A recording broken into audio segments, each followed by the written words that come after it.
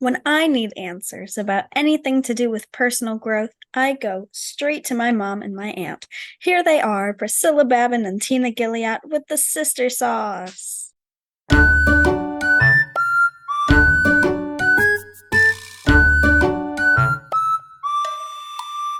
Hello, everybody. Welcome back to the Sister Sauce. I'm here with my beautiful sister Tina. I'm Priscilla, and welcome back. What number are we on today? Is today 50? I think today is 50. Oh, the big 50. We're Yeah. coming up on a year very fast. Oh, yeah. Very fast. 50th episode. Woohoo. Gonna have a celebration. Celebrate. We've I did a dance, anticipated y'all it for missed it so because you long. We're listened. gonna every week we say we're almost at a year. We're almost at a year. I don't know what we think is gonna happen at 1 year, but it's gonna be good. It has to be after all the Unicorns hype. will fly out of our butts. We'll have coffee. Oh, we do that every day. Yes, we do. We do. We'll have Mm. breakfast on Wednesday. For those listening, we are enjoying our coffee. Yes. Tina, how are you doing? Doing good.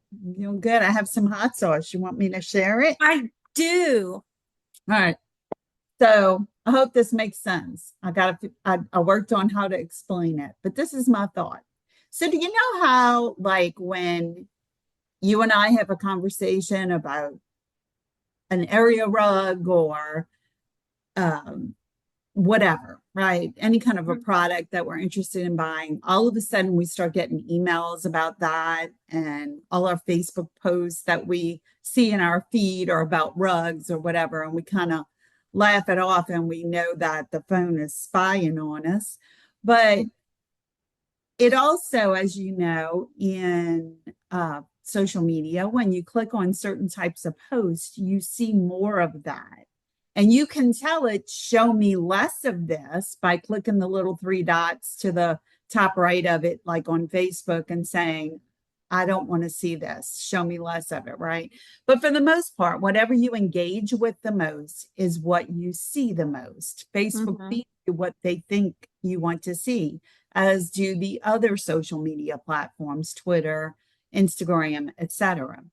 And I was thinking about it and I said, one of the problems with this is that we don't recognize that in our political views of things, social media is feeding us what we're most interested in. So, for example, if we're more conservative, we're going to see a lot of negative posts about liberals and a lot of positive things about uh, conservatives.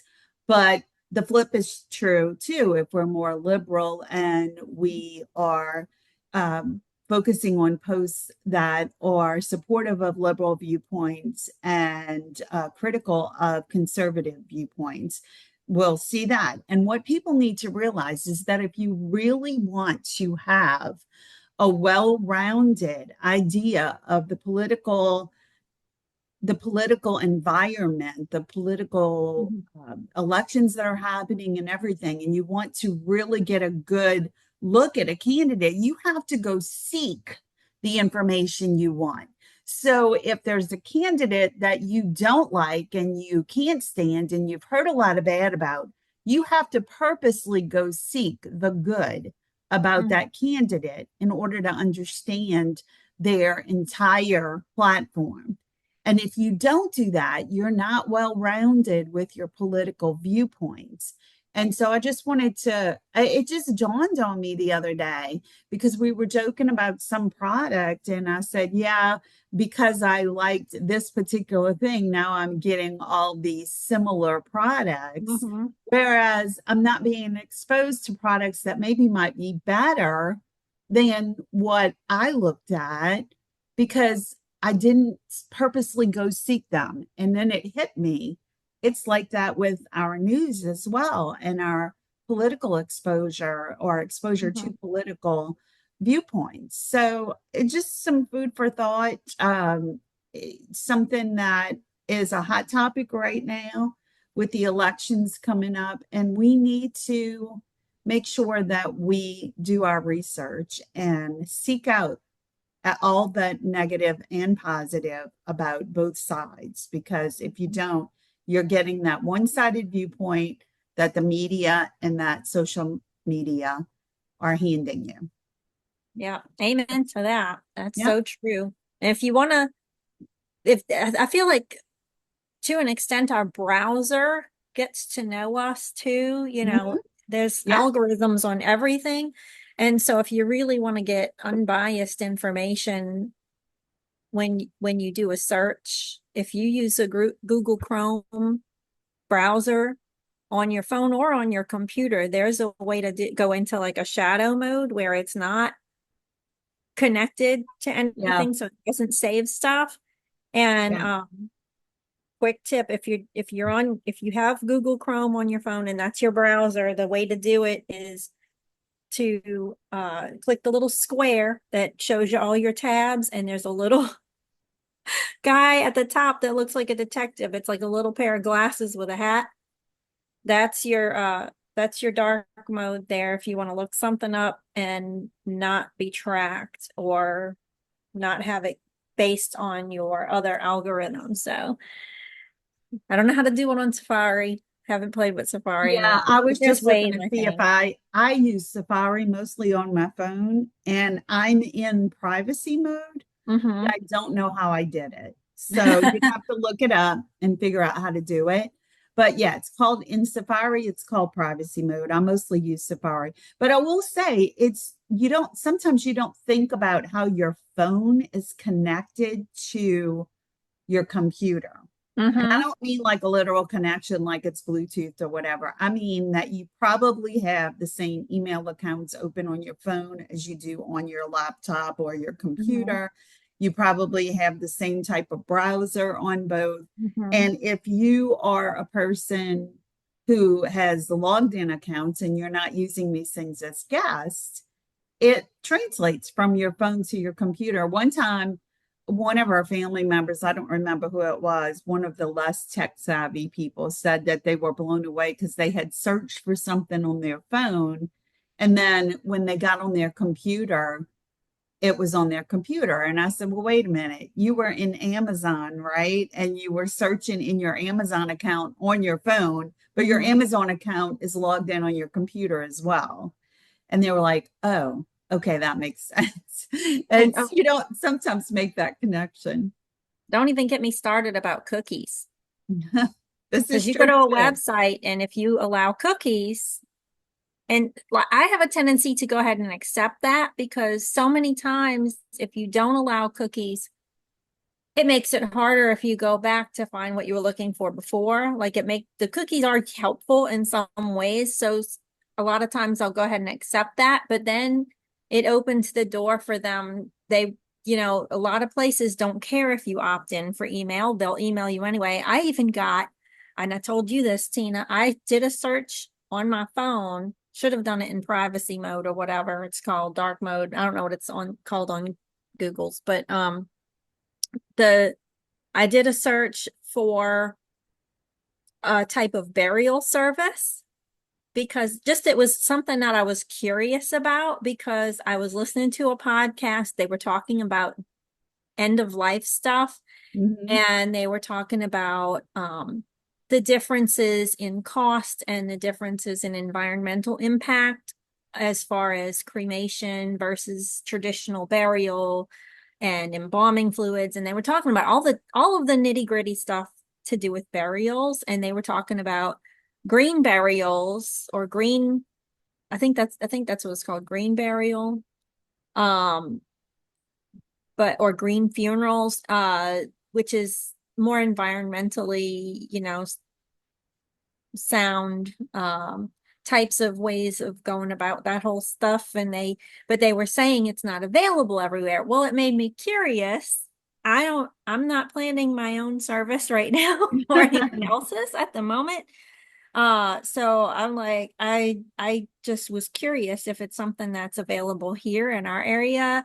And I Googled it and clicked on a couple of websites, and lo and behold, in my mailbox, I got a paper mail, a paper piece of mail.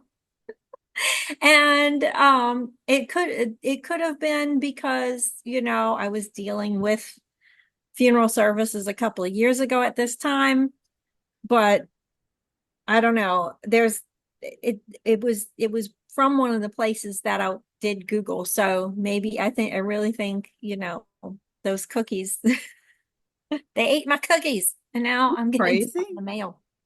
Yeah, it's wild. It makes the mind spin, which is what we're talking about today, spinning minds, huh? Yeah. Yeah, Yeah. for sure. Yeah, this is October. There's a lot in October, y'all.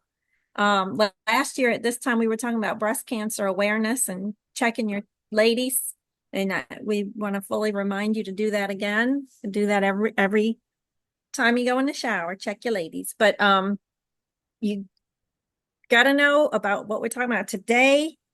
It will help you understand some people in your life who might drive you crazy, like me. But October is also ADHD Awareness Month, right, T? Yes, You're very aware of ADHD. we are. Yeah. Hyper aware, you might even say. Yeah.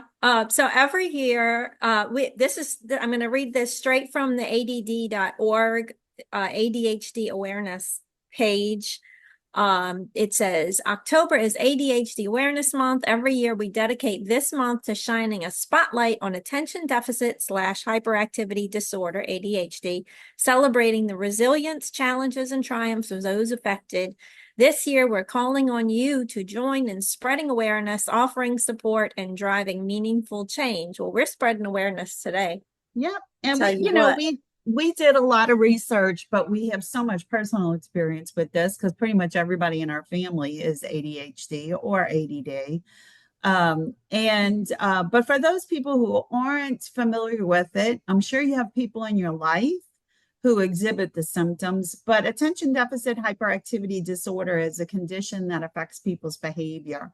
And people with ADHD can seem like they're restless or they're having trouble concentrating. They may do things impulsively that you're not expecting, and you're wondering what they're thinking. But that is, in a nutshell, what ADHD is. And some people think it's a learning disability. It's not that simple. It's a disorder of the brain. And so it is very complicated. And so we're going to talk about some of the symptoms, and we have research from multiple sites that we did, and we'll share that information with you guys and share some of our personal experiences. Mm-hmm. I just want to, I had a thought, we were talking about the description of it and everything and how we're spreading awareness. There is so much. If you do one, this relates back to your hot sauce.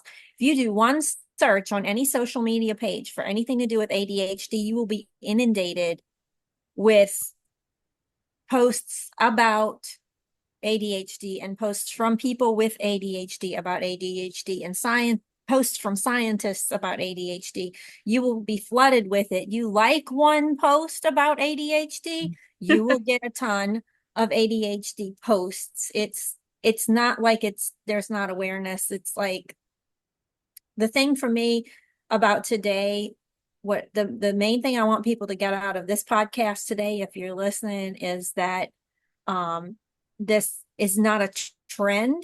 This is not what is hip. This is not a new fun thing. ADHD is not just a fad, and not everybody, it's not one of these things where, oh, everybody thinks they have ADHD, but really they just do some of the things that happen to be symptoms, but it's just because they're lazy. That's not what this is. Because let me tell you something, because one of the main things you should know about it that Tina already said is it's inherited, it's hereditary. and it only takes one parent having it and all four kids could have it, like in our families. Because I'm pretty sure all four of us siblings have it, and I'm pretty sure all four of my children have it. So it doesn't, it's not like one of those rare things that you might, like freckles, brown eyes, whatever. I mean, brown eyes are pretty common, but you know what I'm saying? It's if one parent has it, you're more likely to get it than not, it seems like, at least from our experience. And so to me, it's not that all of a sudden everybody's got ADHD. It is becoming more prevalent because the more people that have it, the more people that have it. And also there's so much more awareness and education about ADHD that more people are realizing way years into their life.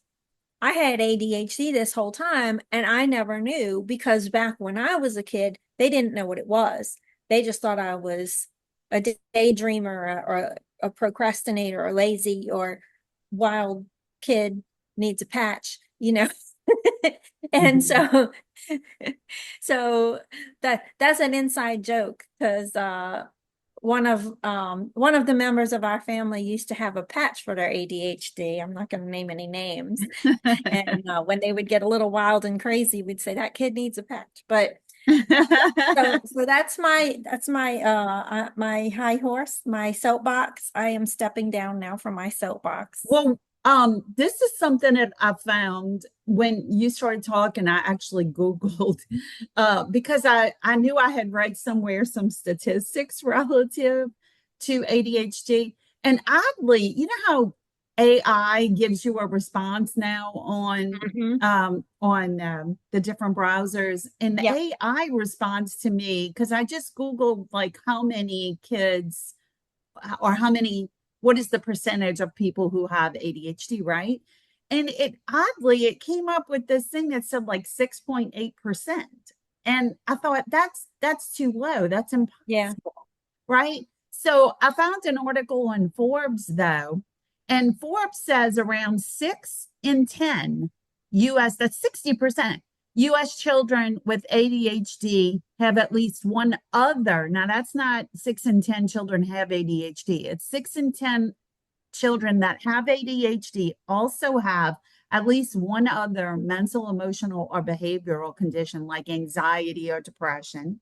A comorbidity, which I don't like that word because it sounds like it's deadly, but it's not. It's just I agree. Condition, an estimated 77% of US children diagnosed with ADHD receive treatment, while the remaining 23% don't. And then there are some other very specific statistics about states, like within the US, Louisiana. Are you listening to this one? Yes, I am. Louisiana has the highest prevalence of children to ever be diagnosed with ADHD, which is 15.3% of Louisiana children. Wow. Whereas the lowest prevalence of children to ever be diagnosed is in California, and it's 6.1%. And I think it's important to note diagnosed, because how many go undiagnosed? That's so these true. statistics are only what they can record, right? If a kid never goes to it's just like COVID. When people were looking at the statistics for COVID, it was like how many people had COVID and didn't bother going to the doctor, and just they were asymptomatic or their symptoms were mild. And so, but yeah, these statistics kind of blew me away. So there's a lot more to them, and I'll put that in the show notes. But here are a couple of alarming ones too. An estimated 265,000 US children ages 3 to 5 have been diagnosed with ADHD. 2.4 million children ages 6 to 11 diagnosed with ADHD. 3.3 million US children 12 to 17 diagnosed with ADHD. 129 million children and adolescents worldwide between the ages of 5 to 19 years old have ADHD. And then more than 366 million adults worldwide have ADHD as of 2020. So the percentages sound low, but then when you read the numbers that are associated with those percentages, it blows you away. Hmm. And because it runs in families, I guess we're more exposed to it than other people. Mm. Yeah. So what else did you find, Priscilla? I know you did a lot of research as well. Well, as far as going back to the beginning, looking at the cause, we know it's hereditary. They don't know of any specific causes of it. They say that there are some other factors that potentially have a role in ADHD, such as being born premature or low birth weight, which is usually hand in hand, or some kind of smoking or alcohol or drug abuse during pregnancy. For our family, I can tell you that was not none of those things were present in either our family we were born in or my kids. So the hereditary element obviously is the biggest instigator, I guess you might say. And then as far as how do people, tell they have ADHD? What do they test? Now, there's free tests online you can take if you want to go. And of course, that you're going to end up sharing your cookies. So you're going to start getting a lot of stuff back from those websites. But there are websites that have quizzes and stuff you can take and try to look for the ones like I think National Institute of Health might have one. Um, a lot of those medical websites have links to them. Just be careful what you click on, because some stuff is just because they know people are searching this stuff up. So look for the real legit websites from medical professional associations. But symptoms are the number one way people figure it out, because and although I will say they know that ADHD is a real thing and not just a set of behaviors, because our brains are different. They can see it on brain scans that there's a difference.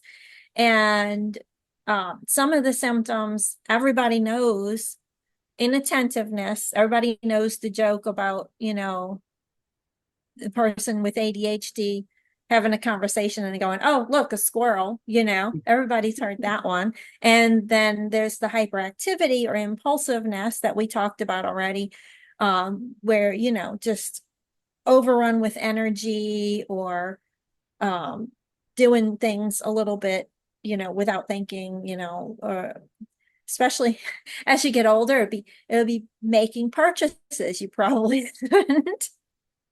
And sometimes there's, and we're talking about comorbidities, you start getting into some things similar to OCD or actual OCD, which also covers eating disorders, so it really can branch out. But there's so many little things that we see, and I see in myself and I see in my kids, things like decision paralysis, which is when you get stuck and you literally feel completely unable to make a decision, whether it's what college am I going to or what am I eating for lunch. It doesn't necessarily have to be a big decision, but decision paralysis is when we get hit with a whole lot. Also, the executive function disorder, where you have things that you need to do, but you just cannot bring yourself to do them. And it's not necessarily, this is one of those ones that really kills people who don't understand ADHD. And they want to say, you're just lazy. You just need to make yourself get up and do it. And we talk a lot about acting yourself into a feeling, but I'm positive that using the idea of acting ourselves into a feeling is a tool that works pretty well a lot of the time for us ADHD folks.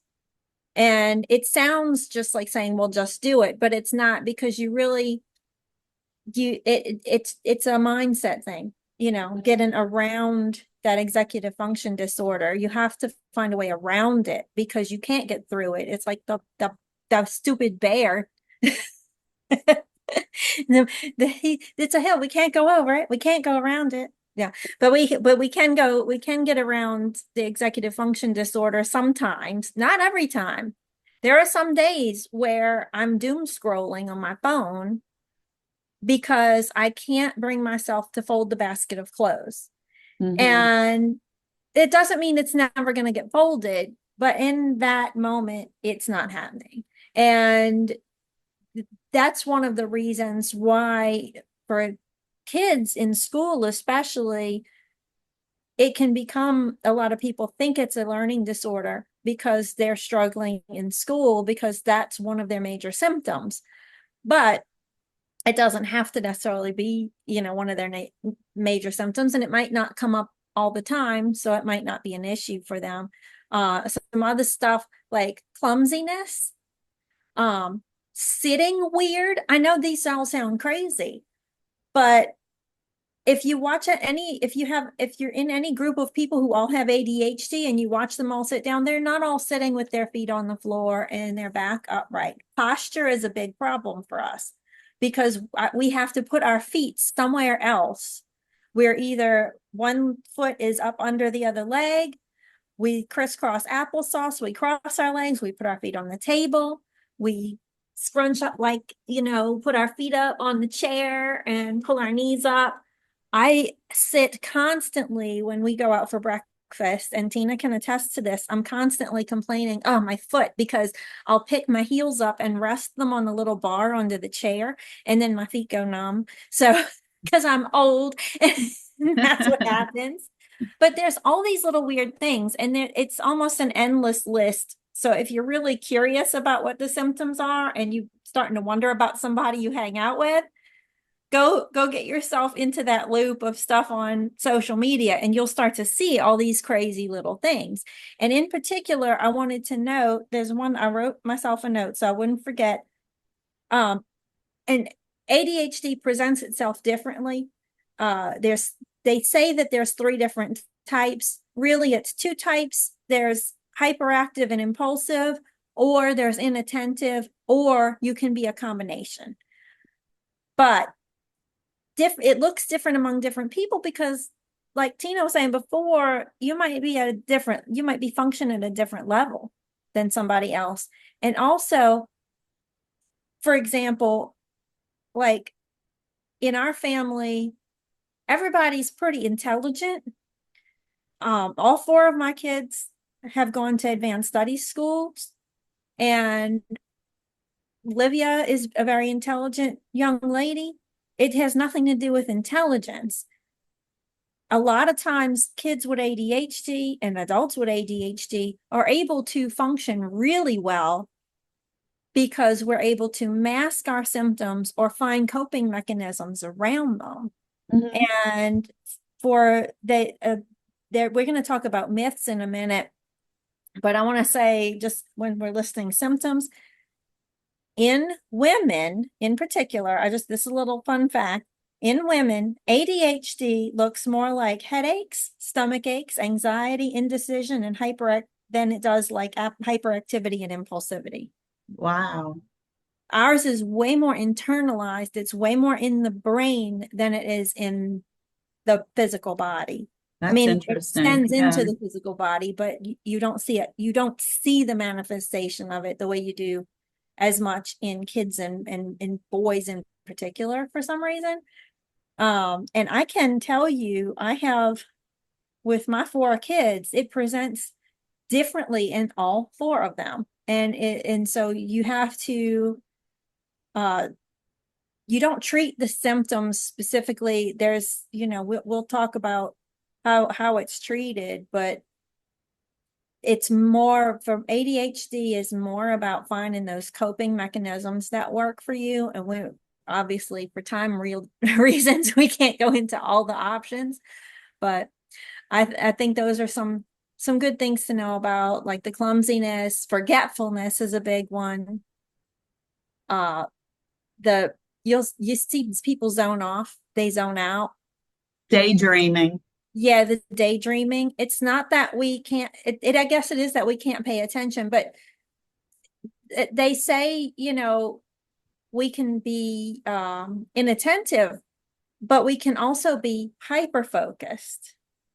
And we can zone in on something. That's one of my son's worst one, my littlest one. His worst one when he was in preschool and kindergarten, it would be cleanup time and he would go full OCD with the block center and want it a certain way.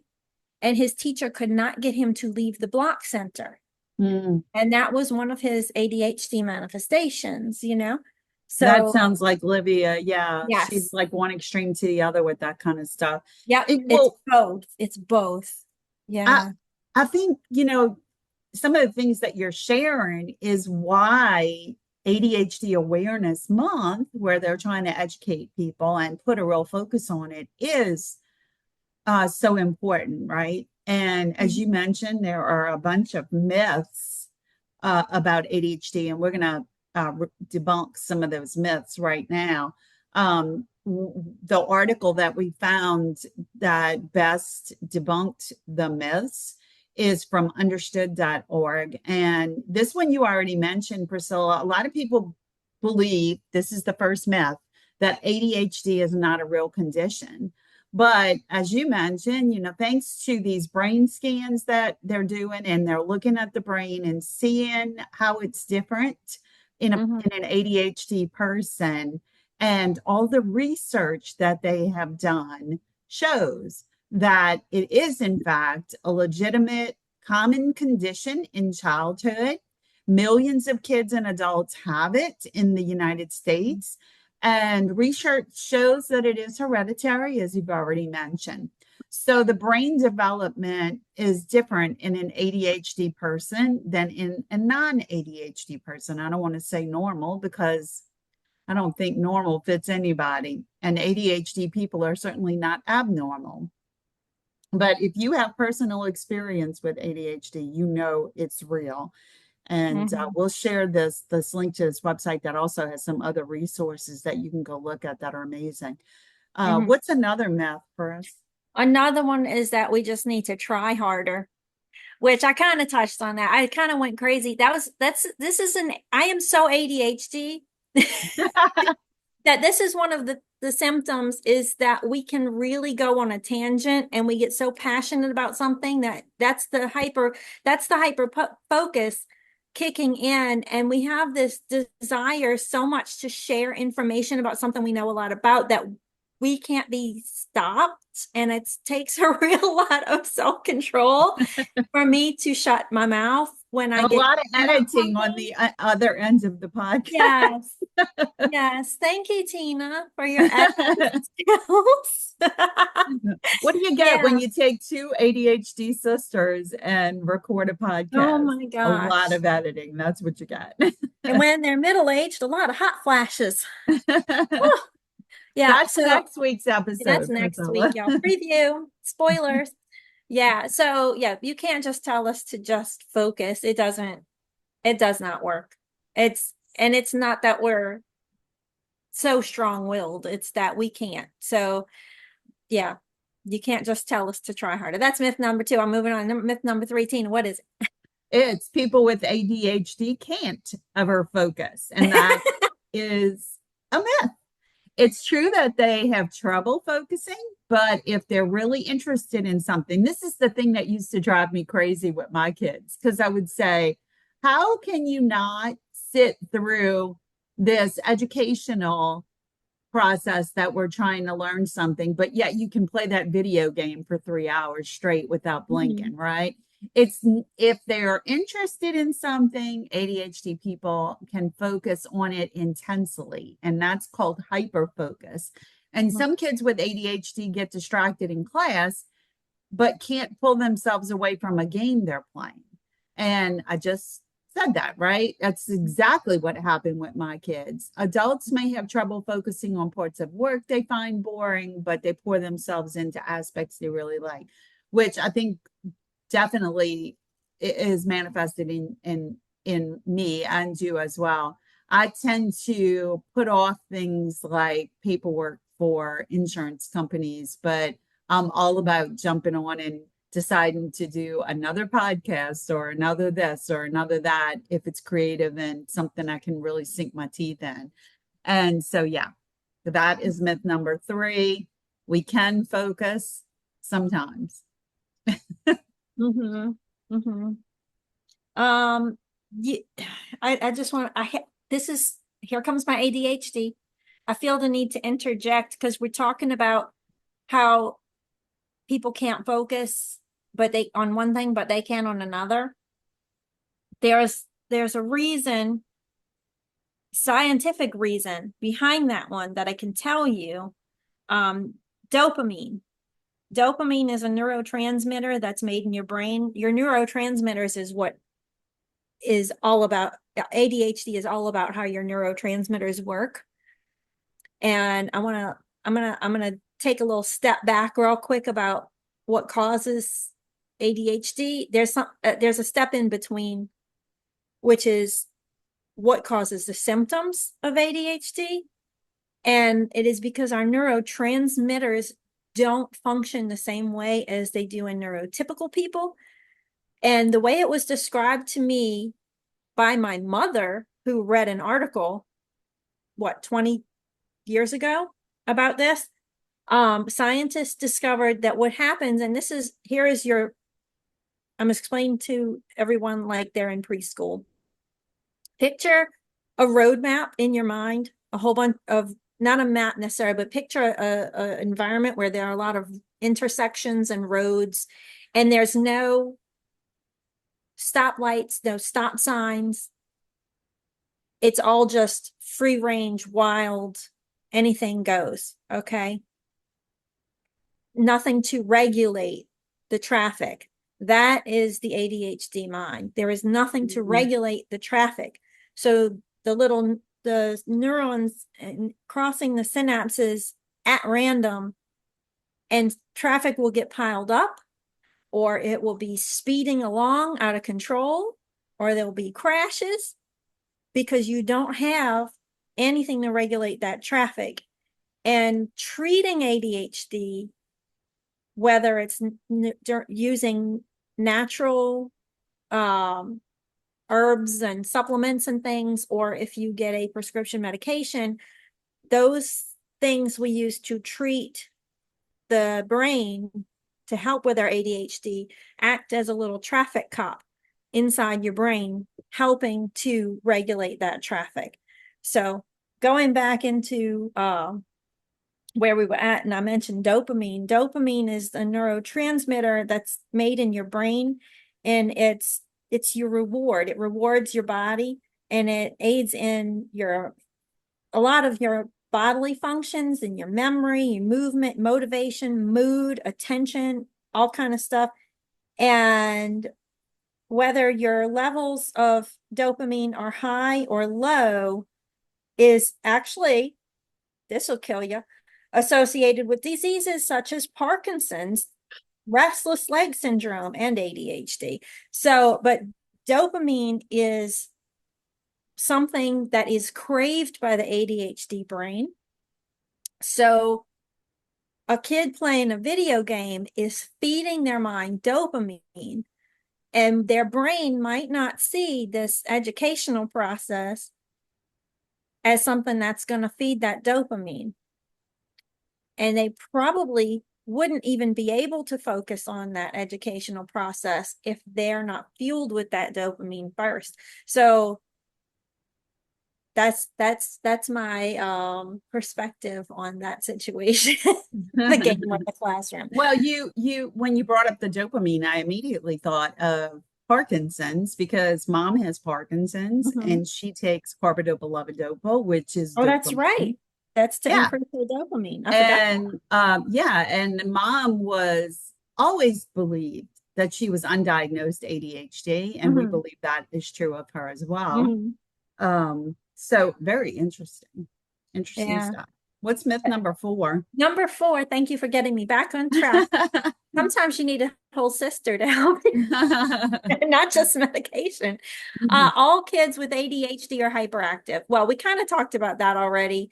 And then there's the different types, but no, hyperactivity is not everybody. It was definitely not me. I was a sloth as a child, and I have to be very mindful not to be a sloth as an adult. So there is your solid proof of that one. Yeah, yeah. And then the myth number 5 is that only boys have ADHD. I find that Obviously not. hysterical. Yeah. Boys are more than twice as likely as girls to be diagnosed with Mhm. ADHD, but it doesn't mean they don't have it. They just more likely are overlooked and remain undiagnosed. Gee, imagine that, girls being overlooked. Yeah, But part of the, go ahead, I'm sorry. I was just gonna say, I think it's, that we mask so well. Yeah, yeah. Part of the reason that ADHD can look different in boys than uh girls, or part of the reason that it gets overlooked, is because it looks different in boys than girls. Mhm. And girls tend to have less trouble with hyperactivity and impulse than boys do. They just seem more daydreamy, which is something that I got in trouble for a lot in school. Same. Getting distracted and just talking in the middle of the teacher Yep. talking. And I got, Same. rulers slammed down by the desk because I was talking while the teacher was talking, because I just was so lacking in focus that I forgot the teacher was talking. And so, yeah. And it says that a personal story, there's a personal story from a woman who worked so hard for perfect grades as a teen that her ADHD was overlooked. Well, they have a link to that story, but I got to tell Yeah. you, One in that's a so million. common, right? Mm-hmm. I mean, you and I both were excellent students. So, Mm-hmm. what's Yeah. number 6? Number 6 is that it's a learning disability. And so I got all ahead of ourselves running my I did mouth, too. but I already had mentioned that it's it's hard not. not to. It's hard not to. But yeah, it's like Tina was listing all things earlier that can co-occur with ADHD. Mhm. And those things are what causes a lot of the appearance of a learning disability, but it's not about learning, it's a processing Yeah, disability is what it is. yeah. But we know that just because it's not a learning disability doesn't mean that kids who have ADHD can't get help. Because Olivia was on an IEP the whole time she was in school, and even in college, her IEP followed her to college. And in IEP, individual education plan, for students who struggle with disabilities or with other types of learning issues. And so, definitely, if you find out your kid is ADHD and you can get an IEP for them at school, do Mhm. that. And a lot of private schools won't honor an IEP, but you can work with the teachers and get them to focus with your kids on Mhm. things that need extra attention. Yeah. And any teacher worth their salt ought to have some awareness of this stuff, I Yeah, feel. yeah, If they're not, they're missing an opportunity to do what's right for kids. But yeah. yeah. What's myth number 7? Myth number 7 is that kids with ADHD will outgrow it. And we're living proof that that is not the truth. Most kids don't totally outgrow it, although some of their symptoms can sort of dissipate and disappear as they get older. But symptoms may also change, and you have to manage them differently as you get older. It's not the same as outgrowing them. It's just the way they're manifested. And most people with ADHD continue to have symptoms into adulthood. And we know Mhm. that. Yes. In fact, and I probably have mentioned this on the pod before, and we'll probably talk about it next week with John. The the times in your life when your hormones are changing, your ADHD is definitely going to change in some way, whether Mhm. it's puberty or pregnancy or menopause.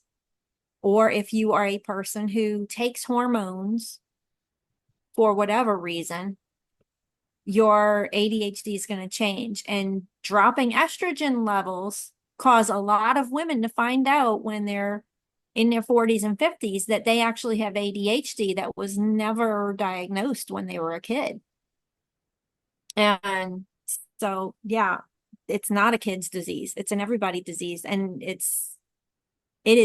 can be absolutely debilitating. And doctors and scientists, not all of them, because not all of them are on their game, but there are a lot of doctors and scientists who will tell you that a woman in menopause having ADHD symptoms run wild can really mess them up, and they'll have marital problems, they'll have work problems, they'll have, it'll manifest into depression and severe anxiety and these headaches and stomach aches I mentioned before. So yeah, it's a real deal. And so I'm done. I'm stopping. No, that's okay. I I'm want to moving add on. too that when you mentioned menopause, I thought, yeah, all the things that I've got going on that keep me from focusing on things like menopause and ADHD, but also one of the side effects of Graves' disease Mm, is an inability to focus hmm and like mood swings and that sort of thing. So I quickly Googled to see if there was a link between ADHD and thyroid disorders. And in a nutshell, it's not been proven, but it says while studies have found an association between ADHD and thyroid disorders, there is no substantial evidence supporting a causal link between the two. But there are similarities between the symptoms, and they are the two conditions often co-occur. hmm Isn't that interesting? Because Well, I I have wonder, Graves, mom had Graves. Graves is most often like the manifestation is most likely in middle age, isn't it? I I mean, would think it's so. not Mom was limited. diagnosed when she was in I want to say she was in like her 70s, but I was diagnosed 55, 56 maybe. So old, but not young usually. So I that was might, I must have been close to 60. Yeah, it, if your age at that diagnosis is a pretty common one, that might coincide with menopause that's causing. interesting too. Ooh, that would be a question for John. Yeah. Oh, But I mean, your thyroid produces your thyroid hormones, and obviously, if hormones have some effect on it, yeah, it probably doesn't. It might, if you already have ADHD, having Graves' disease probably would increase your symptoms. It seems to me. yeah. That's just my opinion. I'm not a scientist. Boy, we could really go down a rabbit trail We here. I could. mean, that's just crazy. So the last of the 8 myths that we're listing, though, is that ADHD is a result of bad parenting. I know I'm sure there's a lot of parents who are just like, oh, that's a bad kid, and want to brand a kid as bad because mostly because they're hyperactive. That's Yeah, because that's the one that affects other people mostly because people see it. It's more obvious, it's more visible. Um, they don't see the teenage girl, having stomach aches and heart racing in their bed at night, because they can't sleep and they start thinking something's wrong with them because their yeah. anxiety is out of Oh control. my gosh. Thinking back to my childhood, there were so many things that, I think that our parents thought I was a little wacko, but I'm understanding now had to do with anxiety. I Mm-hmm. had terrible anxiety as a child. And I am still like that. One of my things I was most anxious about, the bus driver nicknamed me Nervous. Mm. Okay. And the reason he nicknamed me Nervous was because I was always so upset if I had to make him wait. He would come to my house, our house, and pick me up in his car.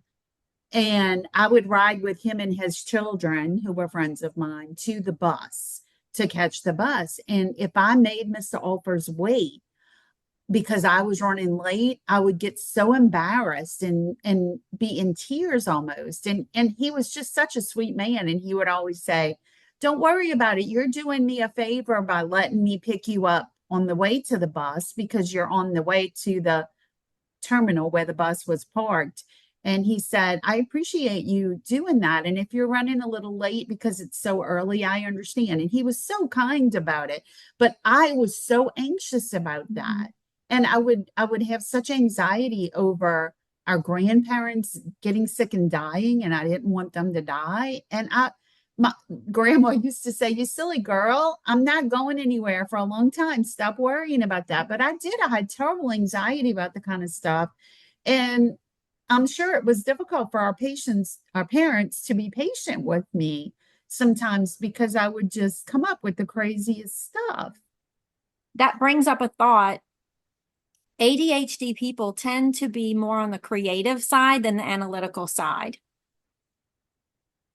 We group people into these different personality types, and so many more of the personality types that are creative and intuitive, those types are the ones that seem to be the ones having the ADHD. That's funny And because I always call myself analytical, but I am more of a creative type. Yeah. that creativity, unfortunately, is also hand in hand with our innate ability to catastrophize and come up with these, worst case scenarios. And we can be very creative in our mind of thinking of horrible things that could possibly happen at some point in time, like when Yeah. our kids are sick, it gets Well, very terrifying. so back to myth number 8 about the that ADHD is a result of bad parenting. I'm sure, I don't know if you experienced this, but when my kids were younger, and even my stepson, when he was in school, I mean, the some of the school workers were like, "He lacks focus. You must not have a structured household." And I'm thinking, you're talking to the organization Nazi here. I am structure queen, Mhm. but I didn't know how to deal with ADHD back then. And I remember when PJ was diagnosed with ADHD, he was a teenager, and they put him on some serious drugs that really were messing him up, which may have resulted in his desire to self-medicate years later. I have no idea. But also Livia, when she was in pre-K, we requested that she be tested, and the teacher went along with it. And I didn't know if she had ADHD or some other type of learning disorder, but I knew something was wrong. And they did an evaluation of her and then kind of swept it under the rug and said there was nothing wrong with her. And I was mortified. PJ, too, at one point, they said that he didn't have any learning disabilities, that he was not manic depressive, but what's the other depression disorder or something. But anyway, when I actually sent away to a company, because PJ could take a spelling test and completely mirror the words. So I thought maybe he was dyslexic, but they said there was some type of other disorder that they felt like he had. It was something to do with, Dyspraxia, I maybe? don't think that's what they called it, but that's probably similar to what it was. I think that I want to say they called it reflexive something, but his brain kind of flipped things, but it wasn't dyslexia. But with Livia, they came back and they said, "Oh, nothing's wrong with her. She just lacks structure." And so then we happened to be at an appointment with PJ where he was seeing a social worker. It was when he first started getting into drugs, and we were trying to get him counseling and help. And we went to this appointment and had Livia with us. And the social worker came out and said, um, started talking to Livia, and one thing led to another. And we explained that we felt she was ADHD and that the school didn't agree. She said, let me have a session with her. I will, it won't even cost you. I'll do it for free. And she had a session with Livia and diagnosed her with ADHD. Now, this was 1 year after her original review by the school. And when I had requested a second review at the school, they said, we cannot do that. We're only allowed to evaluate students once every 2 years, right? So they, by the social worker diagnosing Livia formally with ADHD, it forced the school's hand and they had to reevaluate her. And when they did, they actually apologized to me. A social worker from the school board called me and said, we owe you an apology because there is an extreme learning disorder there. Now, I don't believe that it was necessarily an extreme learning disorder. I think it was a combination of OCD, ADHD, and maybe some other type of anxiety disorder. But nevertheless, we finally got that diagnosis that it helped because we were able to get an IEP. They suggested we put her in Sylvan Learning Center for reading. And I truly believe in, I know you're an advocate of this, reading. If you can get a student to a good reading level, a lot of their other grades will improve, because if they can't read, it kind of puts everything, and that was the issue. She could not learn how to read. And Sylvan helped with that. Within a 6-month period, she was reading at grade level. So anyway, I kind of got sidetracked, but I just wanted to share that with us. We kept getting like told, oh, you don't know what you're talking about. She's fine. She just needs structure or whatever. No, that wasn't the case. So definitely seek a second opinion if you're in a situation where your kids are not, you don't want to mislabel your children, but you don't want to fail to label them when they need to have some kind of diagnosis. So Right. that was interesting Yeah. stuff. I think that's a good point, is knowing, do you need to get a diagnosis? You know, how do you know you need to get a diagnosis? Is diagnosing important? How important is it? How important is medicating? You know, those are things that each person individually, I think, needs to address personally. And I think, you know, if you love your kids and you want to do what's best for them, knowing what you're looking at is helpful. I never got any of my kids diagnosed, but by the time Livia got diagnosed, it started to become so obvious with my second and down what was going on. And I know some of the pharmaceutical medications that are prescribed can have really serious side effects. They can be addictive. They can be abused. They can be too much for some people or not even work for some people. So you got to find what works right for your kids and yourself if you're an adult who's treating, you know, yourself, because you're not limited to those pharmaceuticals. And I know Livia was the first one in our family to start taking L-theanine or L-theanine. I'm not sure how you pronounce I it. think it's T9. Yeah. It has an H in it, but we've always said L-theanine. It's usually sold in stores as something for being good for the brain, but they don't say ADHD on it, but you can find it in any of the health stores like Vitamin Shop, which I always call Vitamin Shoppy when I usually say it, but I'm going to say it right for the case for this situation. Vitamin Shop, GNC, and Walmart even has it. yeah, a lot of the Walmarts have it, or even in, you know, the regular grocery store, sometimes they'll have it. I know Whole Foods usually has it. For me, I take 200 milligrams a day of L-theanine. As I am getting into menopause, it is not working as well because my symptoms have gotten so extreme. So I'm trying to figure out if there's something else I want to add in, or if I can increase that. 200 a day is what's recommended for kids and up, kids like 12 and up. Clover takes 200 milligrams a day in a chewable because that's their preference.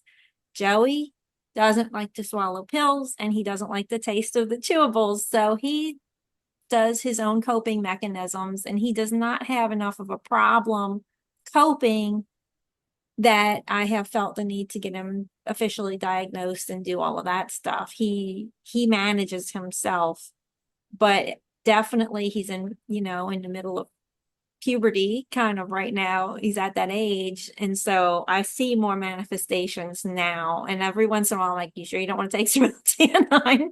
Yeah. And I know my two older ones have LTNine somewhere in their possession. I don't know if they always take it or if they save it for special occasions, but they're pretty high functioning, and they know they're aware of are aware they have it, and they know they have to do things to cope with their symptoms.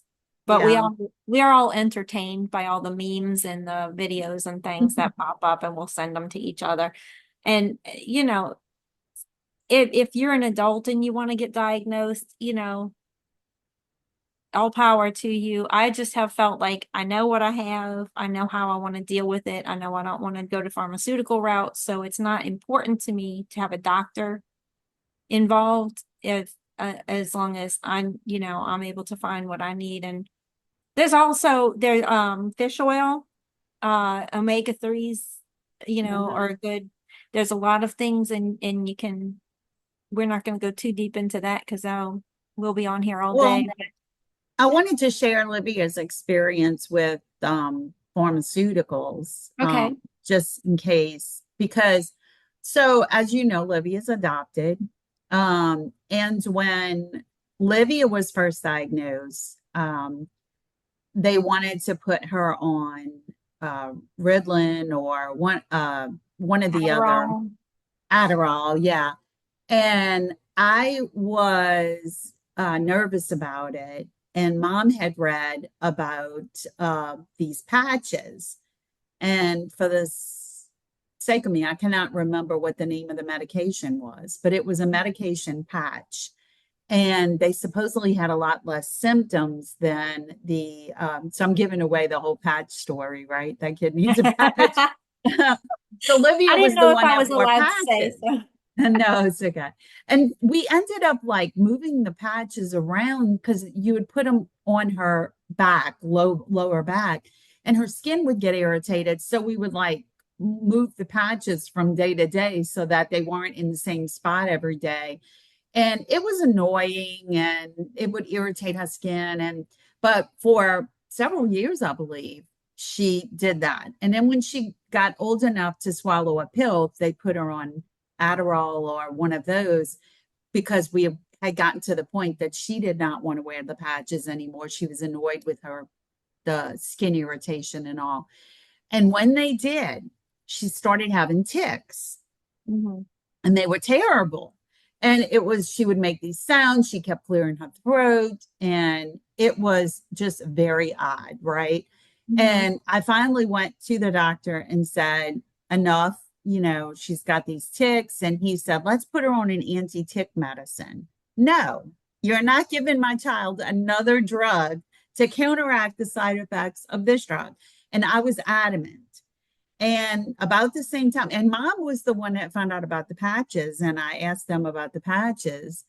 But mom was also the one that at that time she said, maybe L-theanine's the way to go. And she had bought L-theanine for herself because she knew she was ADHD and had read an article about how in Japan L-theanine was used for hyperactive or ADHD children. And so she was taking L-theanine for that reason. But she said, here, I ordered 2 bottles. You can have 1 bottle and try it. So we did. We took Livia completely off of the medicines she was on. And here's what happened. The tics cleared up as long as she was taking the L-theanine. If we let her off the L-theanine for like a weekend, the tics came back. So I started doing some research and discovered that tics are something that can be awakened. I don't know if that's the right word, but they can manifest in a person who is prone to tics after taking certain medications, which obviously they did. And unfortunately, once those tics are awakened or manifested, they don't go away on their own. So then you would have to take an anti-tic medicine. But L-theanine actually relaxed the brain enough that the tics went away. So she still is 25 years old now, and she will take L-theanine if she realizes she's starting to get tics again. She'll take the L-theanine. She said that something to me about that the other day. But here's the scary thing. I did not know that epilepsy ran in Livia's birth family until years later. I had a conversation with her birth mother, and she shared with me that she had epilepsy, and so did Livia's sister. And so I was kind of blown away by that. And she thought I knew it, or it wasn't that she was trying to hide anything. She thought it had been disclosed to me, but it hadn't. And because it was a private adoption and we did some exchange of information, but I don't know if it was something that was shared and I missed it. But at any rate, it's all out in the open. We understand it now. But I just wanted to share that because the L-theanine not only addressed the attention deficit, but it also addressed the tic resolution. And so I'm a huge fan of L-theanine, but there are plenty of other supplements that you can look into and take as well. Yeah, there's a lot of good stuff out there that you can research. And obviously our mother is a mom who Googles. She did a lot of research before it was cool. Yeah. And I mean, that was way back when, the internet was kind of a new thing because we're talking, well, not really new, but you know what I mean? It wasn't popular to Google. Mom was a Googler before Googling was popular. Yeah. And just so people know, L-theanine is a natural food supplement. It is completely food grade. It comes from processed, they process tea leaves, green tea, it's a derivative of that. So it is completely, it's food grade, not pharmaceutical, and you can't like OD on L-theanine. That's why I'm wondering if I should increase my dose or if I should add something else. But I already do fish oil and some Fish other oil's supposed to stuff. be good too. And Yeah. L-theanine is an amino acid. So it's actually not only in green tea, but it's in black tea as well. And I don't know if I think it might be more prevalent in green tea than in black tea, but I'm not sure. But I know it's in both. But yeah, it's definitely worth a try before you get on any heavy drugs that could cost you a lot of money and cause a lot of side effects. So just make sure you do your homework before you give anything to your kids or take anything yourself. But, also manage, because even your kids who are really good at masking the symptoms and self-managing. And most of the time, like, we didn't know we had ADHD when we were kids. We just, like you said, we got branded daydreamers or too talky or whatever. And I remember a lot of situations, even as a young adult, where I felt weird in my friend groups. Like they treated me different, and I always felt this shame associated with some of my behavior, like getting excited and talking over people, or going on a tangent or whatever. Or a lot of people think that ADHD people, not because they're ADHD, but if they know somebody who's ADHD and don't know it, they think that they're one of these persons who has to one up them, because they'll talk about a situation they were in, and that person will start to talk about a similar situation they were in, and they think they're trying to one up them. But really, it's the ADHD brain. One of our characteristics is that when we hear something that is familiar, we feel the need to pull from our own experience. Here is why this sounds familiar to me, because we get really excited about that.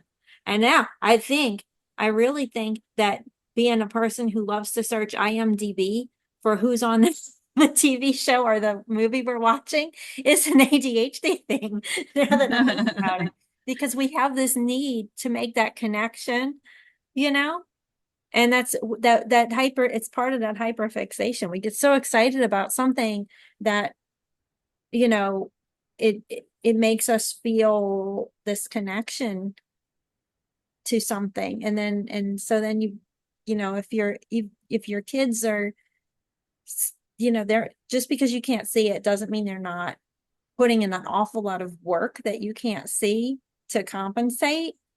And so if you get any inkling, you know, that they're having ADHD symptoms, even if it looks mild, they might be just working really hard internally, you know, and having that ability to see it and get it diagnosed. Maybe it, you know, it doesn't necessarily mean you have to put them on medication, but if you can get them those supplements and take some of that anxiety off, you know, I think that's really good. And I'll mention another one because I just thought of it. It's saffron gummies. This is a good one. And I actually am thinking about starting this one. Saffron gummies, the company that I get them from is Flamingo Supplements, but it's called saffron gummies. I don't know if there's any saffron in them, but they're St. John's wort, passion flower, and GABA. Also, that product also helps with anxiety and with ADHD symptoms. So that's another good one. That's just my opinion. I'm not a doctor. So if you want to ask, if you're thinking about medicating your child or whatever, if you're a person who has a doctor you consult with your doctor or your pediatrician before divvying any of these supplements out. But that's one to look into. Yeah.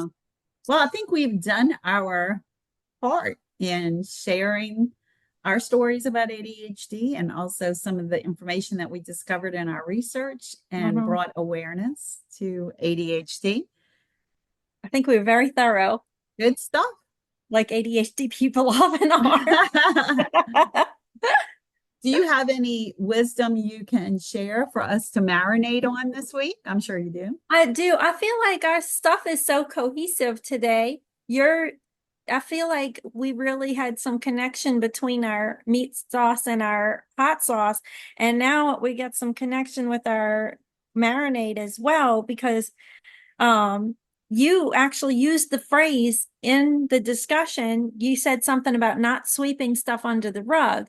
And my marinade today comes from I saw a video. Again, this is something that popped up on my Instagram, and I think it was a shared thing, and she didn't I don't know that she gave credit to the original poster, so I'm not going to say who it was from, but it was a lady who said, and it was her secondhand information too. She said, I heard a great quote, and she said, don't be surprised when you keep tripping over the rug that you keep sweeping stuff under.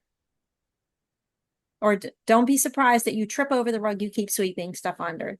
I'm saying it again for clarity because I think I added a couple extra words. But so obviously ADHD is one of those things that we can ignore if we're coping, if we think we're coping okay. But you know, if it's tripping you up or if it's anything in your life, I mean, there's a lot of ground we could cover with just this one quote, but you know, if you need to, the meaning of it, you need to address your problems and take the time to look at them before you start tripping over that rug. Don't ignore stuff. Very good. Especially in your health. Don't ignore stuff. Take care of it. Take care of your business. The end. I like that. Well, this was a great episode, and we have another great one coming next week. On the 13th of October, it's National Menopause Day. And well, actually the 18th, excuse me. The 18th is National Menopause Day, and we will have the menopause guru herself, Jean Andres, with us next week to talk about menopause. So if you're like us and you're ADHD, you'll enjoy today's episode. And if you are in menopause, you will enjoy next week's episode as well and get some helpful information from it. But until then, make yourself a priority. And take care of you. Bye, everybody. Bye.